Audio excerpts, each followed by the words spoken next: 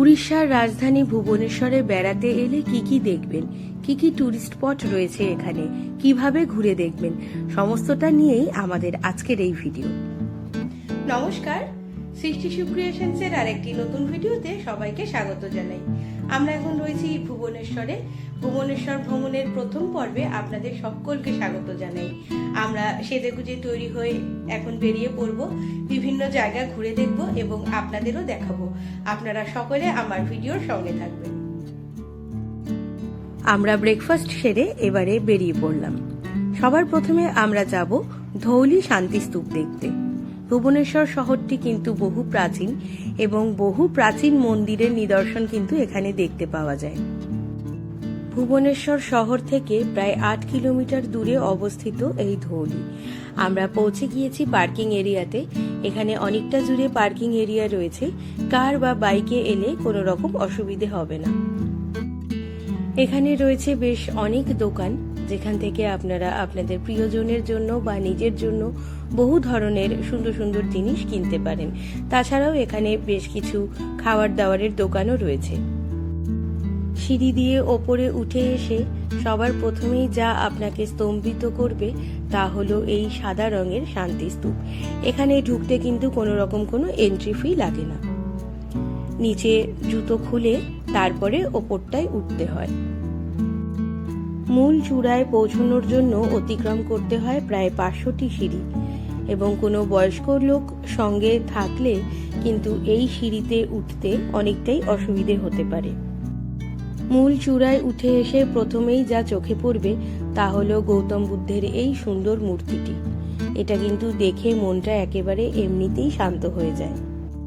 এই শান্তিস্তূপ নির্মাণের প্রধান কারণ হলো বিশ্বে শান্তি, প্রশান্তি এবং অহিংসা প্রচার করা।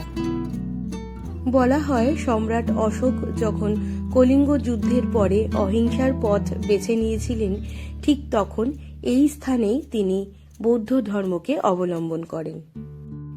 এই জায়গাটি থেকে সম্পূর্ণ ভুবনেশ্বরকে খুব সুন্দরভাবে দেখা যায়। এই শান্তিস্তূপের দেওয়ালে অঙ্কিত রয়েছে বৌদ্ধ ধর্মের প্রচারের বিভিন্ন ধরনের ইতিহাস। তার সাথে অঙ্কিত রয়েছে রাজা অশোকের বৌদ্ধ ধর্মকে অবধারণ করার কাহিনী। এই জায়গাটিতে রয়েছে অদ্ভুত শান্তি, এবং আপনারা ভুবনেশ্বরে বেড়াতে এলে অবশ্যই এই ধৌলির শান্তিস্তূপ দেখতে আসবেন। ওই যে দূরে একটি ব্রিজ দেখতে পাওয়া যাচ্ছে, আমি আপনাদেরকে একটু জুম করে দেখানোর চেষ্টা করছি। এই যে ব্রিজটি, এটি দয়া নদীর ব্রিজ, এবং বলা হয় যে কলিঙ্গের যে যুদ্ধ হয়েছিল তা এই স্থানেই হয়েছিল, এবং এই নদী সম্পূর্ণ জল নাকি রক্তে লাল হয়ে গিয়েছিল, যা দেখে সম্রাট অশোক অহিংসার পথ বেছে নিয়েছিলেন। সম্পূর্ণ শান্তিস্তূপটি গোলাকার এবং চতুর্দিক কিন্তু প্রদক্ষিণ করা যায়, এবং প্রত্যেকটি দিকেই রয়েছে গৌতম বুদ্ধের বিভিন্ন ধরনের মূর্তি।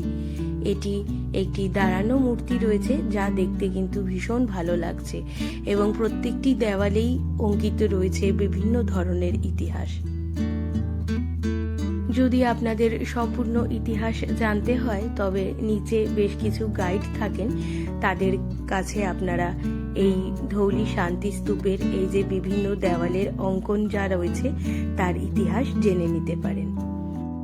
ভুবনেশ্বর শহরটিকে ভালো করে ঘুরে দেখবার জন্য সব থেকে ভালো সময় হলো নভেম্বর থেকে ফেব্রুয়ারি মাস। এই সময়টা আবহাওয়া বেশ ঠান্ডা থাকে এবং আপনারা খুব ভালোভাবে ঘুরে দেখতে পারবেন। এই দিকটাতেও রয়েছে গৌতম বুদ্ধের আরেকটি খুব সুন্দর মূর্তি। গৌতম বুদ্ধের মূর্তি দেখলে এমনিতেই মনটা শান্ত হয়ে যায়। আমরা বাড়িতে গৌতম বুদ্ধের মূর্তি রাখি, যা আমাদের শান্তির বার্তা বহন করে আনে। আমরা অনেকটা সময় এই ধৌলির শান্তিস্তূপে কাটালাম। বেশ অনেকটা শান্তি প্রদান করলো আমাদেরকে আজ এই ধৌলি শান্তিস্তূপ। ওপর থেকে নিচটা দেখতে ঠিক এইরকম লাগছে। প্রচুর মানুষের ভিড় হয়েছে আজ। অনেক মানুষ এসেছেন ধৌলির এই শান্তিস্তূপ দেখতে। আমরা অনেকটা সময় এখানে কাটালাম, এবারে ফেরার পালা। এরপরে আমরা ঘুরে দেখব ভুবনেশ্বরের বেশ কিছু প্রাচীন মন্দির। আপনারা আমার ভিডিওর সঙ্গে থাকবেন। এবারে আমরা চলে এসেছি ভুবনেশ্বরের অন্যতম প্রাচীন মন্দির রাজারানী মন্দির দেখতে। এটি একাদশ শতাব্দীর একটি হিন্দু মন্দির। এখানে ঢুকতে টিকিট কাটতে হবে। টিকিটের মূল্য এখানে 20 টাকা প্রতিজন। এই প্রাচীন মন্দিরটিকে এখন রক্ষণাবেক্ষণ করেন ভারতের আর্কিওলজিক্যাল সার্ভে অফ ইন্ডিয়া। আমরা টিকিট কেটে এবারে ভেতরে প্রবেশ করলাম। বেশ অনেকটা বড় পরিসর জুড়ে রয়েছে এই রাজারানী মন্দির। পঞ্চরত্নের এই প্রাচীন মন্দির কিন্তু অনেকটা দেখতে বিষ্ণুপুরের মন্দিরগুলোর মতো। লাল পাথর কেটে এই মন্দিরটিকে নির্মাণ করা হয়েছে এবং এই মন্দিরের প্রত্যেকটি দেওয়ালে কিন্তু খুব সুন্দর করে কারুকার্য করা রয়েছে। আপনারা দেখতেই পাচ্ছেন ভীষণ সুন্দর কারুকার্য করা রয়েছে। চলুন এবারে ভেতরটায় ঢুকি। এখানে কোনো বিগ্রহ নেই, অতএব এখানে কোনো রকম কোনো নিত্য পুজো হয় না। তবে মন্দিরের ভেতরটা কিন্তু বেশ ভালো লাগলো আমাদের। অনেক আগে হয়তো এখানে পুজো হতো। বাইরেটায় এত সুন্দর করে একটি বড় বাগান করা রয়েছে। এখানে কিন্তু এসে আমাদের বেশ ভালো লাগলো। দুপুর হয়ে গিয়েছে, এবারে আমরা খেতে চলে এসেছি। উড়িষ্যার বিখ্যাত একটি থালি আমরা অর্ডার করেছিলাম, যেখানে উড়িষ্যার বিভিন্ন ধরনের ডিশ আমাদেরকে সার্ভ করা হয়েছিল। আমরা খাওয়া দাওয়া করে এরপরে সোজা পৌঁছে গেলাম কেদার গৌরী মন্দির দেখতে। এই মন্দিরটিও কিন্তু বহু প্রাচীন একটি মন্দির এবং এখানে শিব এবং পার্বতী দেবীর পুজো করা হয়। আমরা ভেতরে দর্শন করে এবারে পৌঁছে গেলাম আরেকটি অন্যতম প্রাচীন মন্দির মুক্তেশ্বর সিদ্ধেশ্বর মন্দির দেখতে। এই জায়গাটি কিন্তু অদ্ভুত সুন্দর এবং অনেকগুলি ছোট ছোট মন্দিরের নিদর্শন পাওয়া যায় এই জায়গাতে আসলে।